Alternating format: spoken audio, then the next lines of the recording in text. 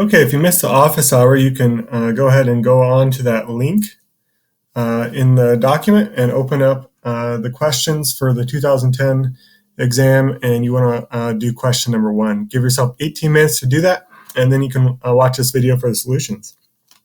So here's the answers for this. If you get a KSP problem, right away, you should be thinking this equation. You take the solid, Br solid, and you go to your ions, Ag plus plus Br minus. From this, I can write my equilibrium constant expression, which is what A is asking for. Solids are not included, so it'd just be concentration of Ag times concentration of bromine, and that's it.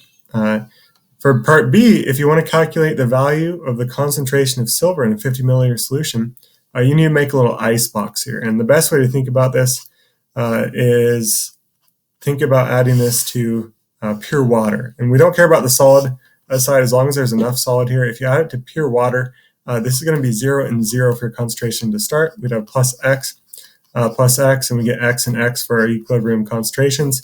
These values would be plugged into our KSP expression, and you'd end up with X times X equals your KSP right here, and you'd solve for X value. That would give you your concentration of silver at equilibrium. And the 50 milliliters doesn't matter. It doesn't matter what volume of solution you have. You don't have to use that in your calculation. It doesn't matter if you have a small beaker or a really large beaker. If you have enough silver bromide, you'll still get an equilibrium concentration that's equal to the same value in both containers. In other words, the volume doesn't impact your number of moles you can dissolve per liter. So write the expression. You'd get this for your answer. You have to have square brackets. You get 1 point if you have this with square brackets. Part B, X squared equal to your KSP. Take the square root of your KSP and you get this for your answer. And you get 1 point for the correct answer with your work to support it. You don't have to have units. You can probably hear my son screaming in the background. Part C, a 50 milliliter sample of distilled water is added to your solution. So you take your solution, I'll just draw a little picture here. We've got a saturated solution in the bottom, we've got all these ions, and then we add water to it. So when we dump that water in, you can picture it like this. We get more water, but there's no ions in this solution that we dump in. So we have extra H2O to dissolve more silver bromide. And it's important that it says the beaker has some solid silver bromide at the bottom. So what's going to happen is we're going to dissolve more silver bromide, and we're going to reestablish equilibrium. And that new equilibrium, we'll still have the exact same value here. We'd still have the similar ice box. You'll notice there's no volumes in this ice box. We'll still have the same value for the silver at the end as long as we have solid silver bromide that can dissolve. So the answer is it's going to be equal to the value you calculated. And this would be one of your justifications. You can read their response here. The value would be equal to. You have to have that to get your point. And here's their justification. The concentration of ions in solution in equilibrium with the solid does not depend on the volume of the solution. Remember, your ice box gives you moles per liter, and it doesn't matter the volume.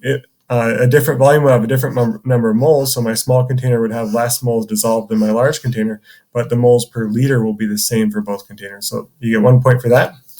Part D, calculate the minimum volume of distilled water in liters necessary to completely dissolve a 5 gram sample of silver bromide. It's at the same temperature that we had. It gives you the molar mass in the problem. So this is from our previous answer. The KSP expression solved for the X value would give you the molarity. This is called the molar solubility of silver bromide. So if you have pure water, we can dissolve 7.1 times 10 to the negative 7th moles per liter. That's 0.0000071 moles. So how many liters do I need to dissolve 5 grams? Well, you need to convert this into moles first. Hopefully that's the first thing that you did with that problem, grams to moles. And then once I know the moles, I could do a calculation. I'll just show you the units here. So we'll have some number of moles here. That number of moles can be calculated by multiplying your moles per liter as your ratio. That's what molarity is, moles per liter. 1 liter on top, and my 7.1 times 10 to the negative 7th moles on bottom. This will convert out of moles into liters for this concentration of solution. You're going to get a really big number here, and that'll tell you your answer in liters that can support 5 grams of silver bromide. So if you do that calculation, you'd get this for your number of moles. You get 1 point for calculating the number of moles correct. And then if you take your number of moles and divide by 7.1 times 10 to the negative 7th, you get 3.7 times 10 to the 4th. And if you write that out, that's 37,000 liters. That's a lot. You need a large volume of water to dissolve only 5 grams because this is very insoluble. You get 1 point for that correct answer of 37,000 liters. Part E, a student mixes two different compounds here, or different solutions, silver nitrate and sodium bromide. Hopefully when you read this problem, you recognize right away, oh, this is the ion that we've been dealing with, and this is the ion we've been dealing with the whole problem. So how do those find each other? Well, you dump 10 milliliters and 2 milliliters together and mix them up, and you have silver that could find bromine, and potentially they'll attach and make a solid. So you have potential for making this double displacement reaction to occur. So we have silver nitrate plus your sodium bromide. You wouldn't have to write this out for the particular problem, but this double displacement reaction is what we're focused on. And you need to be able to recognize that we care about this being produced, and I want to know what's the concentration of silver and bromine in solution, because I want to know, does this make a solid precipitate, or is it a low enough concentration that these remain as ions, Ag plus ion and the Br minus ion, because we can support some of that in solution. It's just a really small amount of it. So we want to know, does precipitate form or not. So what do? I need to know the concentration of silver and the concentration of bromine. If I know the concentration of silver and bromine, if I go back here, we can plug that into our KSP expression and figure out, is that number equal to our KSP value of 5 times 10 to the negative 13th? If it's less than the KSP, then our values of our ions are low enough that it would remain dissolved. If we plug it into a KSP expression and it's larger than this value for the KSP, then we are oversaturated or supersaturated, and the solution would produce a solid. So let's look at our problem here. How do I get the concentration of silver? Well, there's a volume and a molarity, and when they mix, it gives you a new volume. So 2 milliliters plus 10 milliliters. So I'll just write your first calculation here. You take silver ions. We want to get the number of moles of silver ions that we dump in the solution. So if we just stay in millimoles, we can do milliliters times our molarity. That would give us the millimoles of silver.